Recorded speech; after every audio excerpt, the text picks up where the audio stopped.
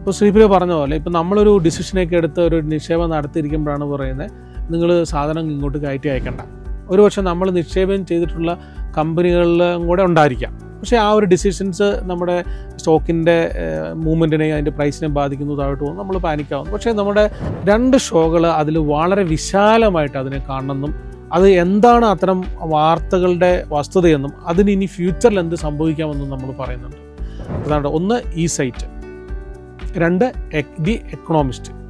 ഇത് രണ്ടും മാക്രോ എക്കണോമിയെ സംബന്ധിച്ച ഷോസാണ്. നമ്മുടെ ക്വാളിഫൈഡ് ആയിട്ടുള്ള ബിസിനസ് അനലിസ്റ്റുകളും സീനിയർ ആയിട്ടുള്ള ബിസിനസ് ജേർണലിസ്റ്റുകളും ഒക്കെയാണ് ഇതിൻ്റെ ഡേറ്റ തയ്യാറാക്കുന്നത്. അപ്പോൾ നമ്മളൊരു സിംഗിൾ പോയിന്റിലല്ല, ഇത് മാത്രമല്ല, ഇത് അക്കാഡമിക് പർപ്പസിൽ യൂസ് ചെയ്യാൻ പറ്റും. നമ്മളൊരു ഇൻവെസ്റ്റ്മെൻറ്റ് പർപ്പസിൽ മാത്രമല്ല.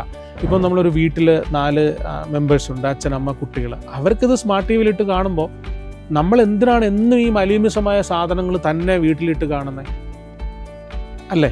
നമ്മുടെ ചാനലുകൾ വെക്കുന്ന സമയത്ത് നമ്മുടെ ടി വിയിൽ ഒരു കുടുംബത്തോടൊപ്പം ഇരുന്ന് നമ്മുടെ എല്ലാ പ്രോഗ്രാമുകളും റിമോട്ട് സ്വിച്ച് ചെയ്യാതിരുന്ന് കാണാൻ പറ്റും.